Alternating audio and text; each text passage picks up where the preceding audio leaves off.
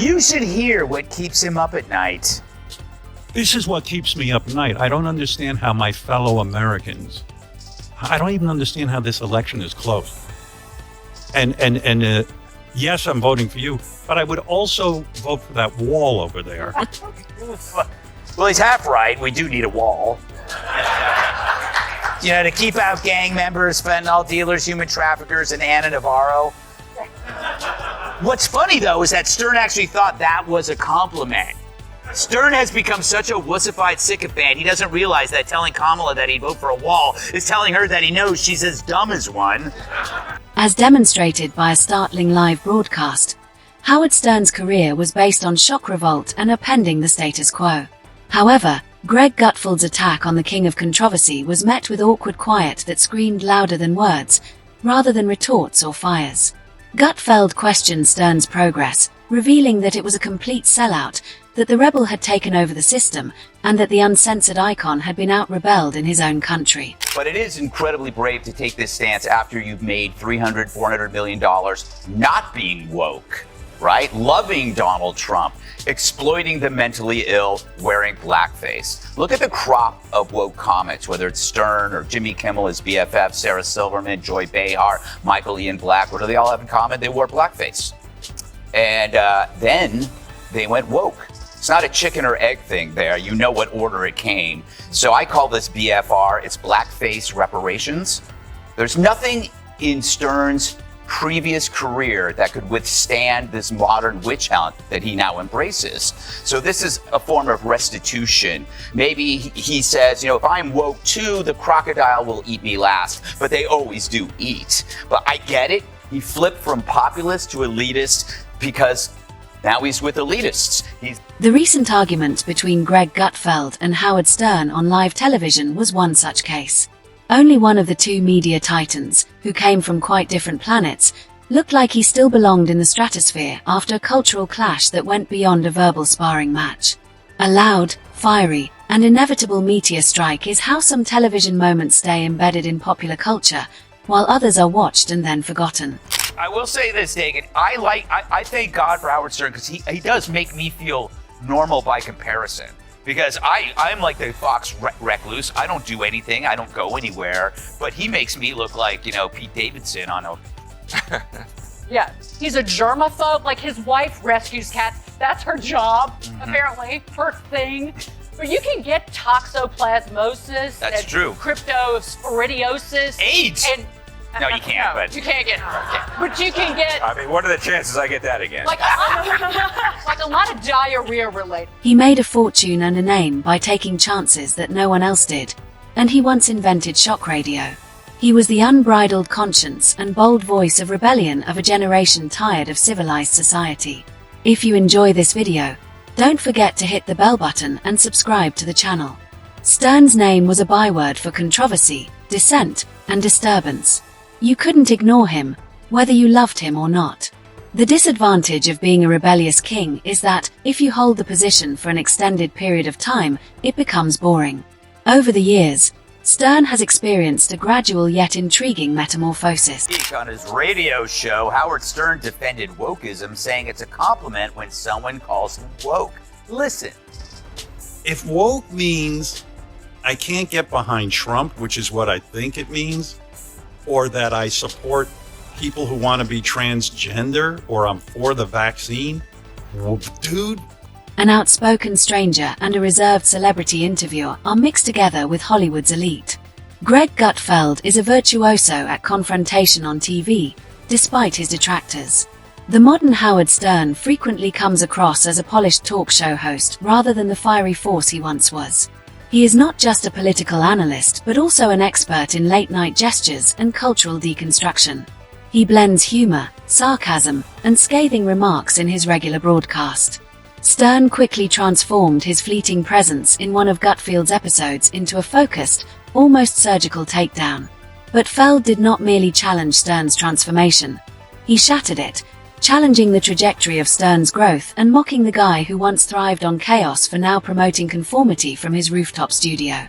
Gutfeld has built an empire by attacking holy cows and starting fires where others are afraid to go. But Stern being holed up in his house that long, it explains a lot of things. like how you forget how other people live, especially in hard times like a pandemic. For the longest time, 2 years in fact, the same time Stern's been AWOL, I wondered where he went. Not physically, but mentally. I bet you did too. Remember his screeds about COVID? They were epic and angry and not to mention wrong.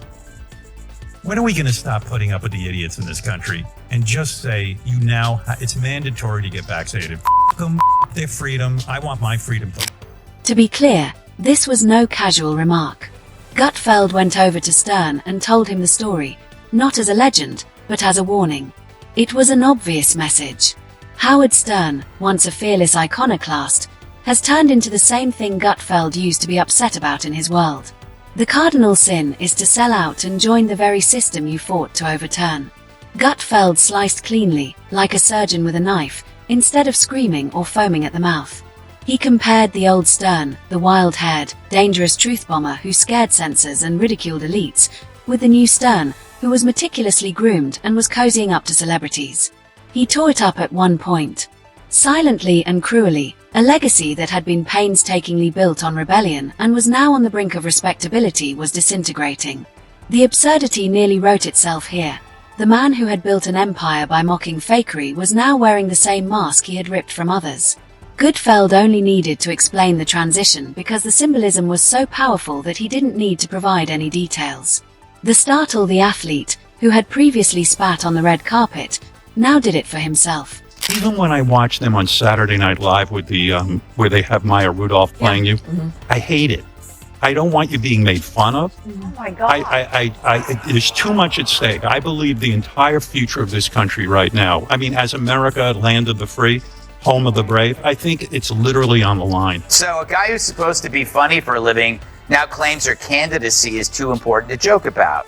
This is a guy who once joked right after the Columbine massacre that the killers should have raped the students before killing them. Not that I like that Stern, but this pendulum swing from saying the most tasteless thing in the universe to putting your balls in a Tic Tac container. You gotta wonder what's going on here. It's striking that the king of the most misogynistic humor ever now turns into a breathless over a progressive, hopelessly shallow candidate. The man who had formerly worn disagreement as a badge of glory suddenly appeared to be fixated on being accepted. Widespread acceptance and endorsements from Hollywood and business. Even more tragic was the fact that his attack on Stern was a generational condemnation rather than merely another celebrity quarrel. Ignorance and transforming holy cows into hamburgers are the lifeblood of Gutfeld's program. Instead of fireworks or Stern's own takedown, there was a deafening quiet when one voice accused another of losing its spirit. It was an intellectual and emotional hit. Gutfeld didn't have to win the conversation.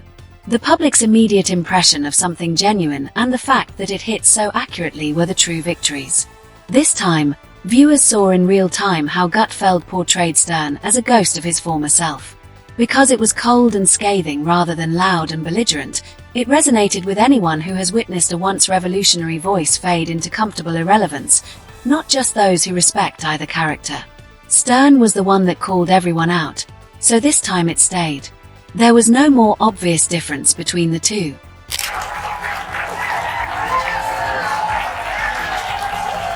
Happy Friday, America! Oh man, tonight is a special night. It's Feminine Friday, where all the panelists are women. Tonight we have Kennedy, Megan McDowell, Tim, and Janine Garofalo. Long way for a meat joke. Okay, I hope you had a good week. I did, and no thanks to Howard Stern. True, the New York Post reported that Stern hit a chic restaurant in NYC with a crew of A-listers, including Jimmy Kimmel, Jennifer Aniston, Jon Hamm, Justin Theroux, Jason Bateman. I was not invited. But Gutfeld grew up in an era where the new censorship was cancel culture, angry mobs, and social media takedowns. He learnt to fight using sarcasm instead of insults, jeering, or shock value. The Gutfeld-Stern showdown was not just a personality contest. In many ways, it was a clash between two media eras. Stern built his career at a time when breaking the law led to FCC penalties, network bans, and outcry from advertisers. But it was exactly this opposition that made him stronger. The crowd saw it all play out like a courtroom drama, with only 2 gladiators, no judge, and 1 million people waiting to declare a winner. The opposition thrives on exposing hypocrisy in 30-second viral spurts and is sleek, sardonic, and meme-ready. Stern was greatly offended by Gutfeld's effortless lowering of the curtain.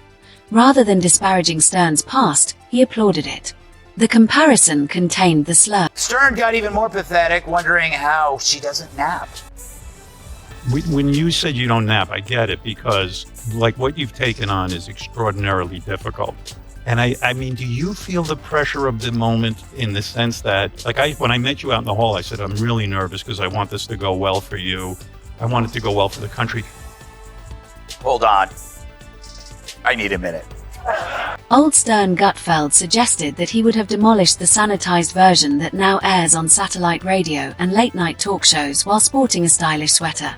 Old Stern would never have recognized the man who suddenly played softball interviews with A-list celebrities and waxed philosophical with Hollywood elites like he was on a charity telethon. After the photo went viral, there was no question about it. Social media was inundated with videos, comments, and reactions from all over the internet. Instead of making a ridiculous claim, Gutfeld's video went viral because it expressed what many former Stern fans had been thinking for years but had never said out.